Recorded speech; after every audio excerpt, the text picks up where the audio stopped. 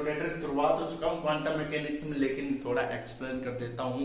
और important topic और ये आया भी हुआ है क्वांटम मैकेनिक्स में, ठीक है। और ये इसका माइक्रोवेव स्पेक्ट्रोस्कोपी में भी है आपके, ये उसमें नॉन रिजिड रोटेटर भी है और एनर्जी निकालना भी है। तो रिजिड रोटेटर क्वांटम मैकेनिक्स की सहायता से करेंगे, तो इसमें श्रोडिंगर वेव इक्वेशन का उपयोग करेंगे, तब ये क्वांटम मैकेनिक्स से रिलेट हो जाएगा, ठीक है। और लास्ट में वैल्यू आएगी अपने पास 2J+1, जो एनर्जी लेवल को बताती है, रोटेशनल एनर्जी लेवल को। तो इसमें सिस्टम क्या होता है, इसमें सिस्टम होता है यानी वो फ्रेंडशिप करना चाहता है या चाहती है, लेकिन एक दिल कर रहा है करूं, एक दिल कर रहा है ना करूं। तो इसका मतलब है इसमें दो पार्टिकल है। सबसे पहले रिजिड रोटेटर का मतलब क्या है वो जान लीजिए। दो आपके इस प्रकार से, एक मास इधर एक मास इधर है। अब यहाँ पर बीच में क्या है, मास है और फिक्स बाउंड लेंथ पे ये इधर घूम रहा है, ये इधर घूम रहा है, और बीच में मैंने सेंटर ऑफ ग्रेविटी लगा दी। ग्रेविटी लगाने के कारण क्या हो गया, ये घूम नहीं पाएगा, जड़त्व आ गया, मोमेंट ऑफ इनर्शिया जनरेट हो गया। तो इसी कारण को बोलते हैं रिजिड रोटेटर। यानी रिजिड रोटेटर क्या होते हैं, जब दो मॉलिक्यूल रोटेट कर रहे हो, बीच में बॉन्ड लेंथ फिक्स हो, तो इसको अपन रिजिड रोटेटर कहते हैं, ठीक है। और इसमें क्या होता है, जो आपके मोमेंट ऑफ इनर्शिया जनरेट होता है। इसके बाद यह जो रिजिड रोटेटर है वो डाई एटॉमिक मॉलिक्यूल के स्पेक्ट्रा के लिए उपयोग किया जाता है। तो देखिए रिजिड रोटेटर लिखिए, the two rotating bond having a fixed, the two rotating bond, ये बताया है, the two rotating bond having a fixed bond length, जिसकी दूरी क्या है, फिक्स्ड बॉन्ड लेंथ r है। ये r1 r2 और ये क्या है r इनके संदर्भ में भाई, ठीक है। यानी क्या हो, जब क्या हो, rotating bond length having a fixed bond length के साथ हो, तो we can say that they rigid their bond, इसलिए अपन कह सकते हैं वे क्या हो गए, रिजिड हो गए their bond की तुलना में, ठीक है। अब इसका यूज लिख लीजिए, अपने को यूज थोड़ा बहुत लिख के समझाना पड़ता है।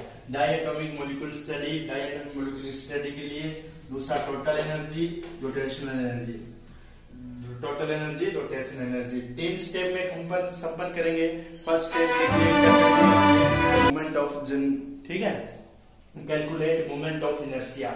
दूसरा स्टेप में लिखिए कैलकुलेट मोमेंट ऑफ इनर्शिया। दूसरा स्टेप लिखिए calculate total energy. Third step में कैलकुलेट रोटेशनल एनर्जी। तीनों स्टेप चलेंगे, 3 स्टेप से रिजिड रोटेटर पूरा होगा भाई। इसके बाद क्या लिखेंगे, इसके बाद मेरे भाई लिखेंगे, इसमें अपन क्या लिख देंगे, अपन इसमें लिख देंगे इसके बाद इसका डेरिवेशन। तो क्लासिकल ट्रीटमेंट करेंगे, ये सेंटर ऑफ ग्रेविटी है, तो इसका क्लासिकल ट्रीटमेंट करेंगे। तो इससे पहले लिखिए, इसमें लिखिए थोड़ा, माना दो मॉलिक्यूल जिनका मास m1 एंड m2 है, m1 एंड m2 है, तथा जिनकी रेडियस या डिस्टेंस जो फिक्स्ड है वह है r1 और r2 है, तथा इनके बीच में मोमेंट ऑफ इनर्शिया, जिसे म्यू से डिनोट करते हैं, मोमेंट ऑफ इनर्शिया या सेंटर ऑफ ग्रेविटी लगा दी जाती है। तो अब इसके बाद देखिए क्लासिकल ट्रीटमेंट किस प्रकार से होगा, ये डायग्राम देखिए, ठीक है। रिजिड रोटेटर की बात कर रहे हैं अपन, क्लासिकल ट्रीटमेंट की बात कर लेते हैं। क्लासिकल ट्रीटमेंट क्या, क्लासिकल ट्रीटमेंट 2 ट्रीटमेंट करेंगे। पहला तो क्लासिकल हो जाएगा, ठीक है, जो नॉर्मल रूप से होता है इसका, ठीक है, जिसमें मोमेंट ऑफ इनर्शिया जनरेट किया जाएगा, ठीक है। और उसके बाद होगा क्लासिकल ट्रीटमेंट के बाद अपना होगा क्वांटम मैकेनिक्स ट्रीटमेंट, ठीक है। क्लासिकल ट्रीटमेंट में क्या लिखेंगे, तो मैं लिख सकता हूं जिस प्रकार संवेग होगा कुछ ना कुछ इन पार्टिकल का, तो मास इनटू वेलोसिटी या mass into distance, m1 r1 बराबर n2 r2। Equation number first नाम दे देते हैं इसको, क्या दे देते हैं, फर्स्ट इक्वेशन। अब यहाँ पर m1 r1 प्लस r2, तो अपनों को पता है, सपोज भी कर सकते हैं r का मान r1 प्लस r2 के इक्वल है, या तो इस रेडियस को ले ले या इसको ले ले, तेरे को एक मान आ जाएगा, और जो ये मान आएगा वही अगले का मान आ जाएगा। तो अपने को पता है r2 हमारी चांस अपन मान निकालते हैं, तो r1 माइनस r1, ये इक्वेशन जनरेट हो जाएगी। अब इस इक्वेशन में ये मान रख दू मेरे भाई, आ रहा है ना समझ में, इस इक्वेशन में ये मान रख दू मैं, तो लिख देता हूं यहाँ पर। तो रखने पर क्या आ जाएगा, यहाँ पर देखिए मेरे भाई, यहाँ पर आगे मैं इस इक्वेशन में ये मान रख देता हूँ, तो गाइस इस प्रकार से हो जाएगा m1 r1 equal to m1 r1 m2 r2 का मान आ जाएगा r माइनस r1। अब यहाँ से मल्टीप्लाई करें इसको, m1 r1 equal to m2 और यहाँ पर r माइनस m2 r1। ठीक है, आ गया समझ में। अब यहाँ से कॉमन आ रहा है, कुछ ना कुछ तो कॉमन आ रहा है, तो क्या आ रहा है कॉमन भाई मेरे भाई, क्या कॉमन आ रहा है, m2 r1 m2 r2। ठीक है, m2 r2 m2 r2, r1 common, m2 r1 m2 r1, तो यहाँ से कुछ ना कुछ कॉमन आ रहा है, तो m2 r बराबर क्या हो जाएगा, पहले m2 r इसको इधर ले जाऊंगा, m1 r1 plus m2 r2, यहाँ से r1 कॉमन आ रहा है, r1 आएगा, ठीक है, ये कॉमन आ रहा है r1, तो m2 r equal to r1 common आ जाएगा, m1 प्लस m2। इस प्रकार से condition equation number 3। Equation number 3 ये क्या है, इक्वेशन नंबर 3 है। कौन सी इक्वेशन है मेरे भाई, इक्वेशन नंबर 3 है। तो इस r1 का मैं मान क्या लिख सकता हूँ, इस r1 को इधर ले जाऊंगा, ये इसके मल्टीप्लाई में, तो इसके डिवाइडेड में m2r और m1 m2। ठीक है, तो ये इस प्रकार से इक्वेशन आ जाएगी।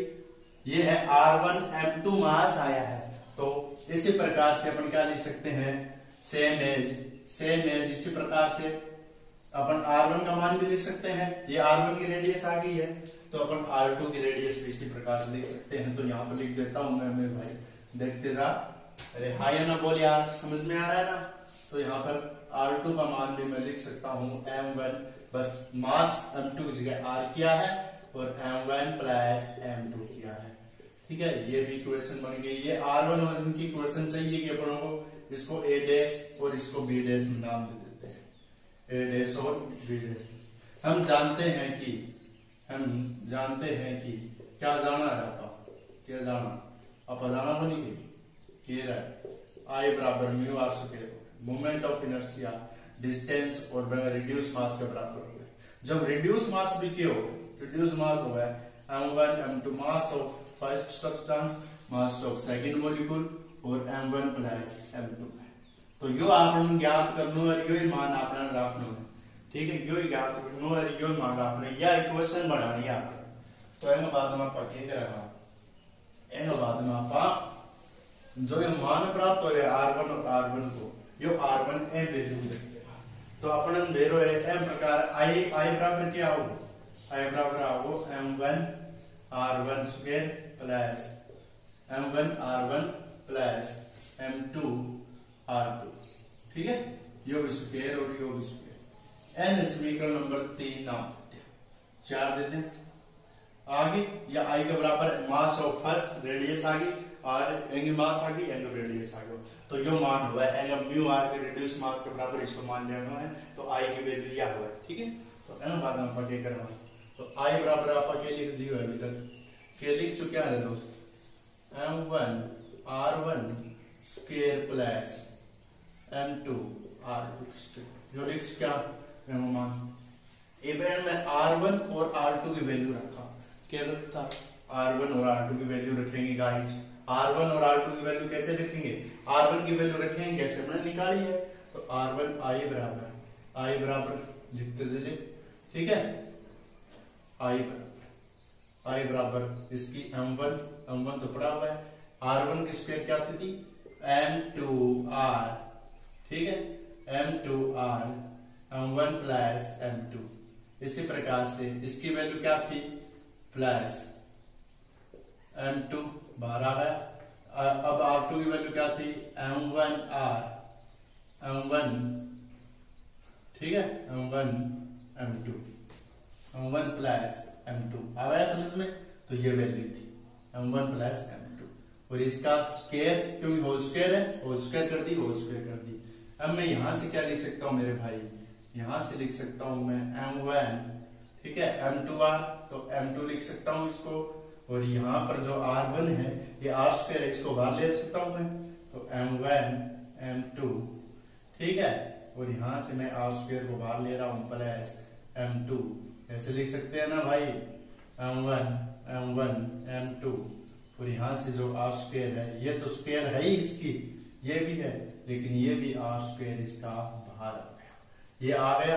अब इस इक्वेशन को मेरे को सोल्व करना है, तो m1 और m2 दोनों क्या है, ये तो मल्टीप्लाई में, ये प्लस में, और ये m1 और ये m1 तो मल्टीप्लाई में है, तो मैं क्या कर दूंगा m1 इंटू m2, ठीक है। इन दोनों का मैंने क्या कर लिया, एक बना दिया इस दोनों को, तो यहाँ पर m1 m2 जैसे इसको एक बनाया, अंदर क्या बच गया m1 प्लस m2, और नीचे क्या बच गया m1 प्लस m2, ये होल स्क्वायर बच गया, क्योंकि ये एक और एक ये दो थे, होल स्क्वायर हो गया, m2 m1 ये रहा, m2 m1 m1 plus m2 जुड़ गया, और यहाँ पर ये होल स्क्वायर और यहाँ पर r स्क्वायर।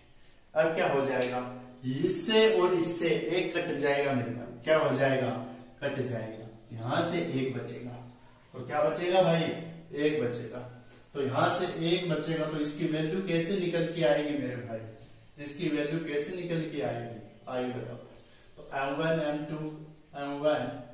m2 आई बराबर एक आ जाएगा, तो 1 अपॉन m1, ठीक है, नीचे वाला तो एक बच गया, स्क्वायर तो कटी है, m1 m2 आर स्क्वायर, तो ये क्या हो जाएगा, आई बराबर म्यू आर स्क्वायर, हो गया ना रिड्यूस मास के बराबर, तो आई बराबर म्यू आर स्क्वायर, ठीक है। ये क्या है, मोमेंट ऑफ, आई क्या है, moment of inertia, moment of inertia यानी जड़त्व आवेग, और आर क्या है, distance, R distance between two molecule, distance between two molecule, TW molecule, ये है इसका क्लास। तो ये आपके क्लासिकल ट्रीटमेंट पूरा हो गया, इसी के साथ आपके पार्ट ए भी पूरा हो गया मेरे भाई, ठीक है, ए पार्ट भी पूरा हो गया, इस प्रकार से समझ में आया होगा। तो इस प्रकार से ए पार्ट भी आपके क्या हो गया, पूरा हो गया, ठीक है। थोड़ा सा देखिए आप यहाँ पर आर स्क्वायर है, ठीक है, क्या है, आर स्क्वायर है। तो इस प्रकार से पार्ट पूरा हो गया। इसके बाद एक लाइन लिख दे, इसके बाद एक लाइन लिख दे, ऊपर दी गई इक्वेशन में टू बॉडी सिस्टम के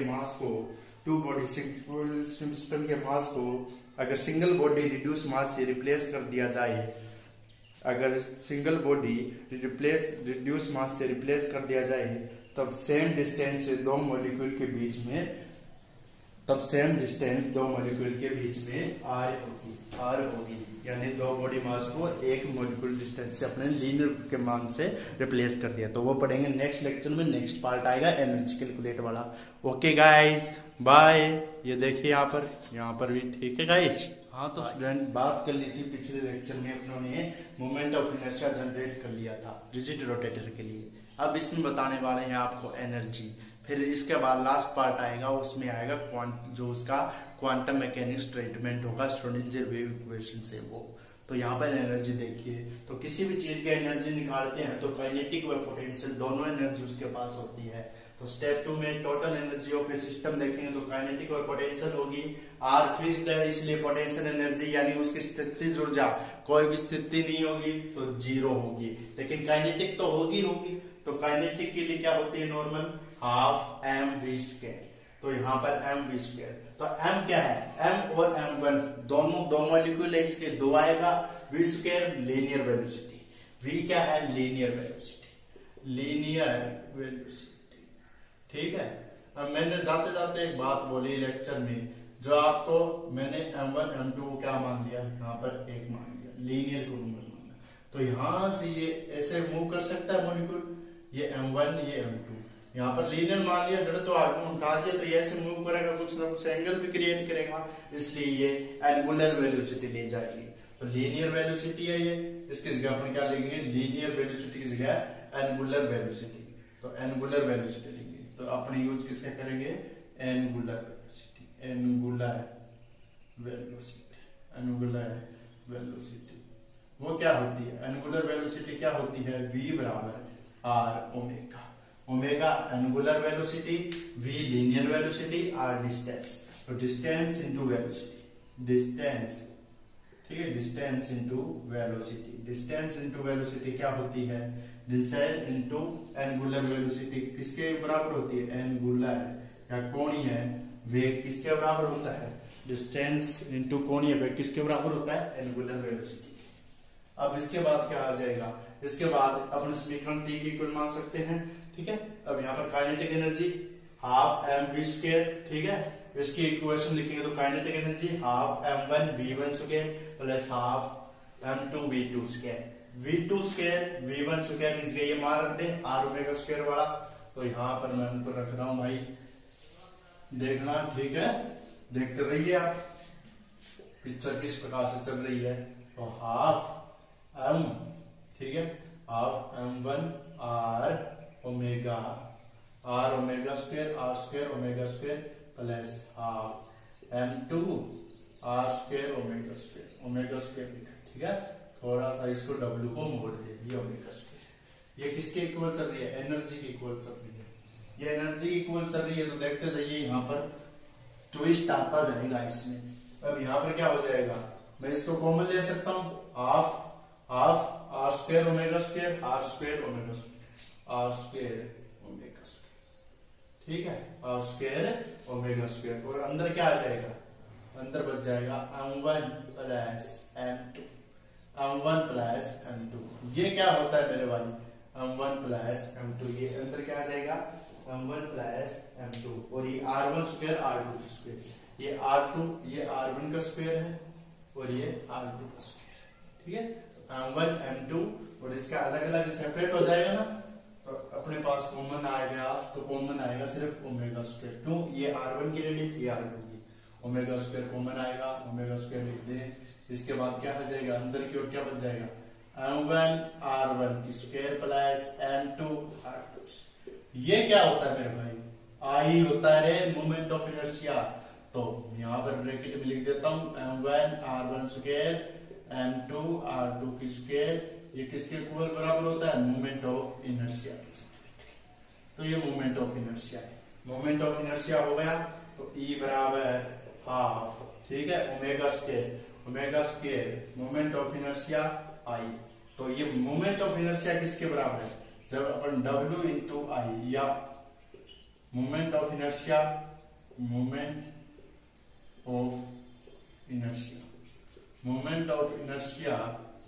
और क्या है ये, एंगुलर वेलोसिटी, ये किसके बराबर होती है, ये बराबर होती है आपके, जब इसका मल्टीप्लाई करते हैं, जिस प्रकार समय होता है P बराबर m v, डिस्टेंस भी तो जड़त्वागुण भी तो है, ये डिस्टेंस ही है एक प्रकार की, तो ये होगी आपके L के इक्वल, एंगुलर मोमेंटम के L, ये होता है एंगुलर मोमेंटम, याद रखिए एंगुलर मोमेंटम। फिजिक्स का लॉ है इसमें, ठीक है, क्वांटम मैकेनिक्स से फिजिक्स है, फिजिक्स में चलती है। अपन नॉर्मल संवेग होता है वो तो होता है रेखीय, ये कोणीय संवेग है, उसका रिलेशन ये होता है। अब इसके बाद यहाँ पर मैं लिख सकता हूँ E बराबर, अब यहाँ पर अपने को पता है L बराबर W इंटू आई होता है, यहाँ पर W स्क्वायर है इसलिए L स्क्वायर, तो I का भी स्क्वायर करना पड़ेगा, तो अपन लिख देंगे I का स्क्वायर करने के लिए ऊपर नीचे गुणा कर देंगे, W स्क्वायर I इंटू आई, ठीक है, और यहाँ से I को एक I से गुणा करते हैं, ऊपर नीचे I से गुणा कर दिया ताकि अपन क्या मिल जाए, L स्क्वायर की वैल्यू मिल जाए। ये रफ कर देता हूँ, इसको रफ करने के बाद क्या आ जाएगा, अपना वैल्यू आ जाएगी, तो E बराबर हाफ, ठीक है, E बराबर half omega square I square upon I, ठीक है, आई बचेगा, कटेगा नहीं क्योंकि ये और ये एक काट मत देना। अब इसके बाद half omega square I upon I, तो ये क्या किसके इक्वल होता है, ओमेगा स्क्वायर आई एल के इक्वल होता है, तो अपनी कंडीशन क्या आ जाएगी और एनर्जी क्या आ जाएगी, अपनी कंडीशन और एनर्जी दोनों आ जाएगी मेरे भाई इस प्रकार से, एनर्जी आ जाएगी अपनी हाफ एल स्क्वायर, तो हाफ आ जाएगी एल स्क्वायर आई। तो ये क्या है, ये एंगुलर मोमेंटम है, एल तो angular momentum, moment of inertia, तो एनर्जी इतनी आ जाएगी, वो भी कौन सी आई है, काइनेटिक एनर्जी, तो काइनेटिक एनर्जी भी जनरेट होगी। इसके बाद नेक्स्ट लेक्चर में पढ़ेंगे इसका क्वांटिटेटिव या क्वांटम मैकेनिक्स के द्वारा किस प्रकार से इसका ट्रीटमेंट होगा, या श्रोडिंगर वेव इक्वेशन द्वारा ट्रीटमेंट, उसके लिए भी आपको आगे करना है, ठीक है। थोड़ा सा और बचा है, लास्ट डे बचा है क्वांटम ट्रीटमेंट। अब देखिए गाइस, इसमें क्या करना है अपने को, क्वांटिटेटिव ट्रीटमेंट में अपने दो चीजें ज्ञात के लिए क्लास लिखी से किस प्रकार से मोमेंट ऑफ इनर्शिया निकलेगा, फिर उसके बाद किस प्रकार से एनर्जी निकालनी है।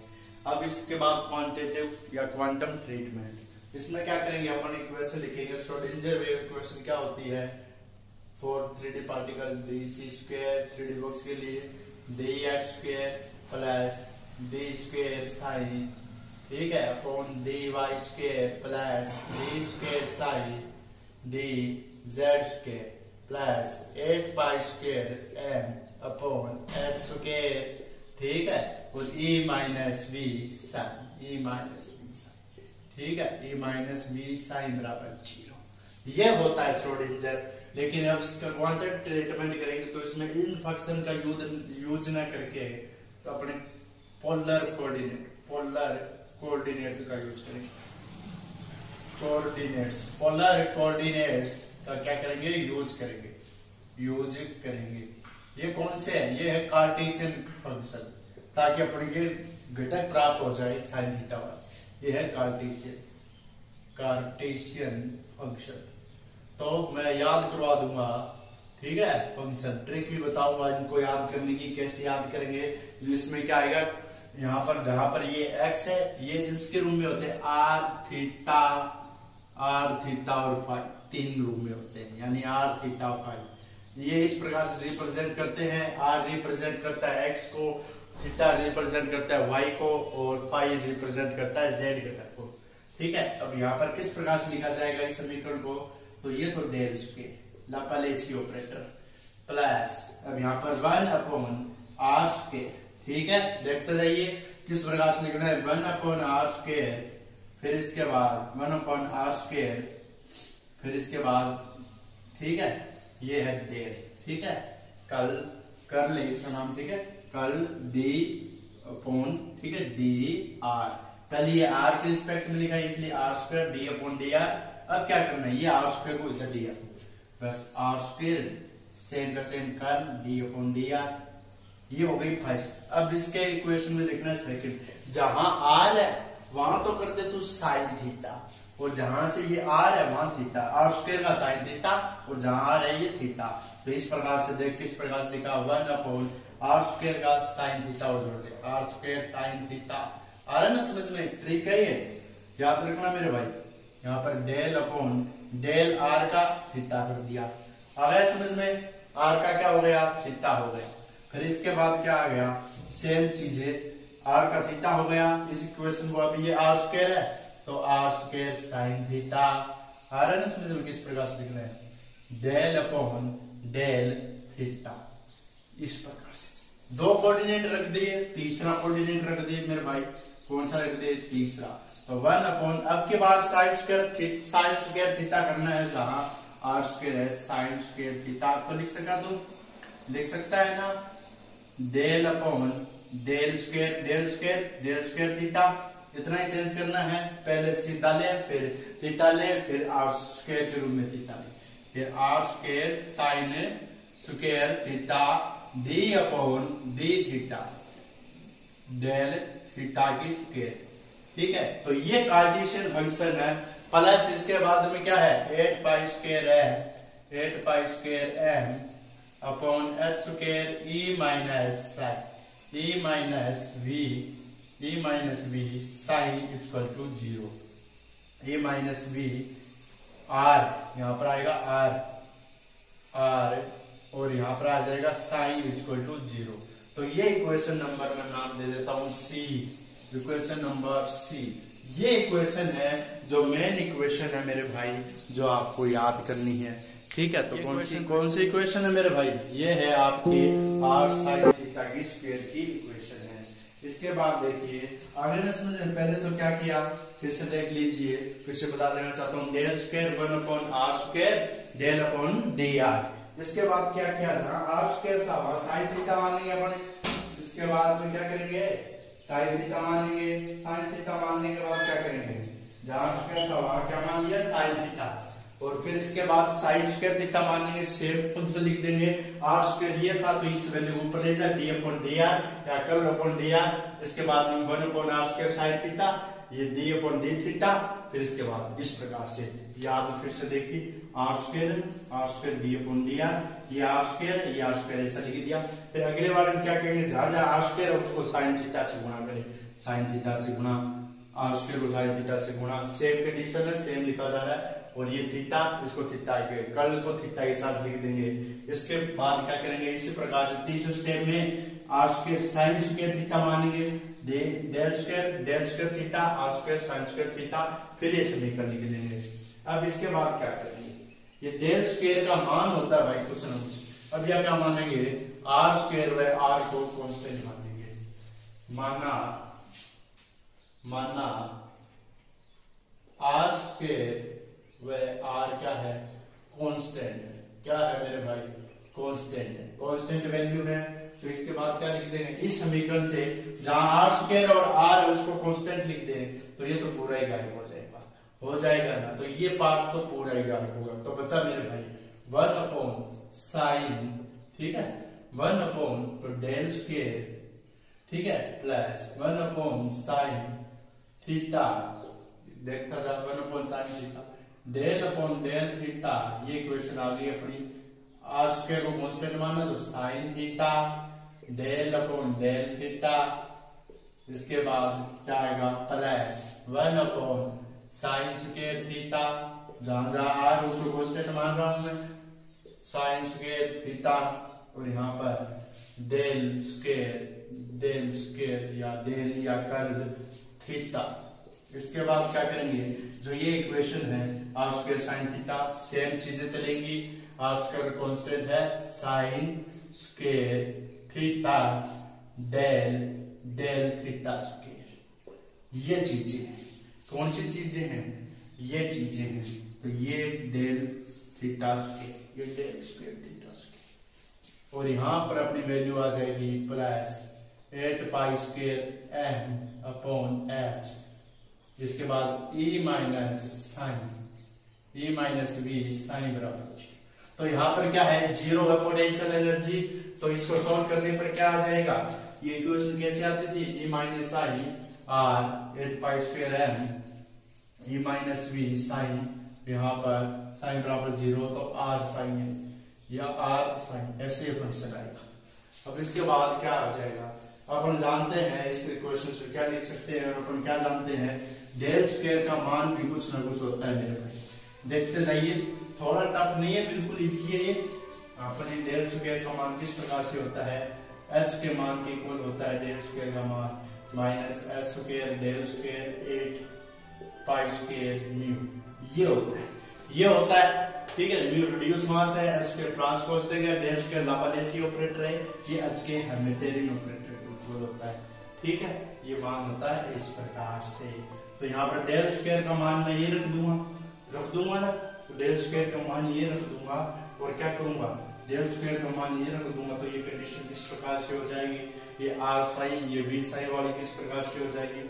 देखिए ये मान रखेंगे, तो अपने ये मान रखने पर अपने पता है एच साइन बराबर ई साइन, ये भी होता है श्रोडिंगर की नॉर्मल इक्वेशन होती है। यहाँ पर एच साइन इक्वल है ई साइन के, तो ये एनर्जी और ये एनर्जी इक्वल है, तो इसका मैं मान रख सकता हूँ ई इक्वल टू, तो एनर्जी का मान क्या आ जाएगा, मैं इसका मान रख सकता हूँ ई के संदर्भ में विद रिस्पेक्ट टू ए की बात करें, तो ए के संदर्भ में इसका मान क्या आ जाएगा। जब पहले इसको ऐसे लिखेंगे, तो ऐसे लिख देंगे, तो मेरे भाई कैसे लिखेंगे इसको, यहाँ पर एच स्क्वायर लिख देंगे, तो यहाँ पर इसका मान लिख दें minus H square theta square 8 pi square mu, ठीक है, 1 plus 1 upon sine theta D day curl upon curl theta sine theta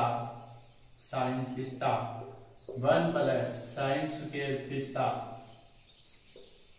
curl square upon curl square theta square sine square theta curl upon curl theta square, ठीक है,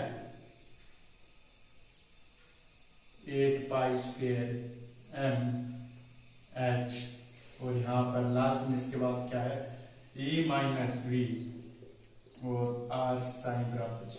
जब इसको solve करेंगे, इस समीकरण को जैसे ही मान रखा मैंने, इस समीकरण को क्या करेंगे सोल्व, तो वैल्यू किसके इक्वल आ जाएगी, सोल्व करेंगे तो अपने पास एक समीकरण आ जाएगी, वो आ जाएगी एच की समीकरण आ जाएगी।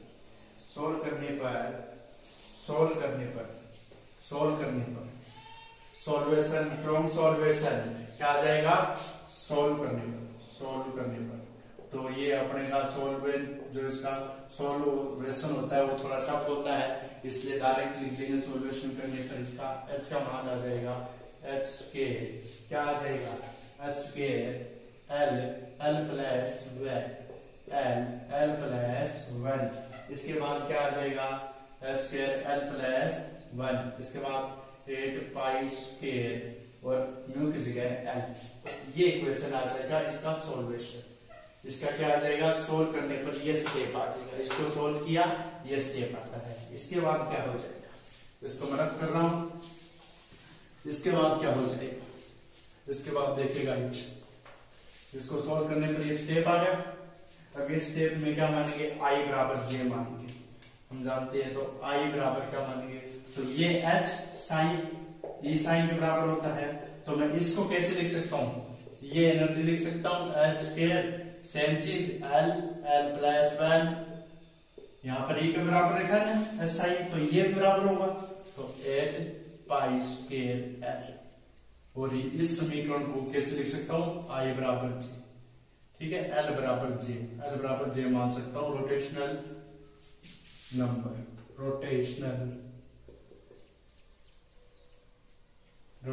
नंबर, ठीक है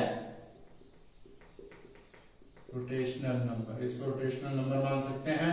अरे भाई रोटेशनल नंबर मान लिया, रोटेशनल नंबर मानने के बाद क्या हो जाएगा, इसमें आई बराबर जहां जहां आपके क्या है एच स्क्वायर है, जहां जहां एल है वहां जे कर दे, जे प्लस वन और 8 पाई स्क्वायर एल। और एक बात और, ये जो मान होता है ये मान किसके इक्वल होता है, ये ई बराबर एच स्क्वायर, ठीक है पाई स्क्वायर एल, ये मान किसके इक्वल होता है, ये मान होता है बी के इक्वल। तो बी का मान क्या होता है, रोटेशनल कांस्टेंट। तो अपन क्या कर रहे हैं, रोटेशनल एनर्जी ज्ञात करिए, रोटेशनल कांस्टेंट के इक्वल होता है ये मान, तो ये बी के इक्वल आ जाएगा, इसके बराबर क्या आ जाएगा बी, तो बी का मान L square 8 pi square L, तो ये मान होता है, इसको मैं इस इक्वेशन में रख दूंगा तो ई बराबर, तो इसका मान बी आ गया पूरे का जे प्लस वन, ठीक है बी जे प्लस वन, इसका इक्वल होता है B J plus one, B J plus one. तो ये रिजिड रोटेटर का क्या हो गया, रिजिड रोटेटर या रोटर इक्वेशन, ये रिजिड रोटर इक्वेशन आ गई मेरे भाई, B J plus one 8 pi square L. तो ये इक्वेशन आ गई और ये रिजिड रोटेशन का प्रूफ है, 3 लेक्चर में कराया है, बहुत अच्छे से कराया है। आप स्टेप मिस भी कर सकते हैं म्यू स्क्वायर वाली डायरेक्ट, फिर ये थोड़ा छोटा हो जाएगा, ठीक है। और अगर आपको फुल टू फुल समझना है तो इस प्रकार से है। तो गाइस इस चैनल गाइस सब्सक्राइब जरूर करें, मिलेंगे नेक्स्ट वीडियो में नेक्स्ट लेक्चर के साथ। Guys bye.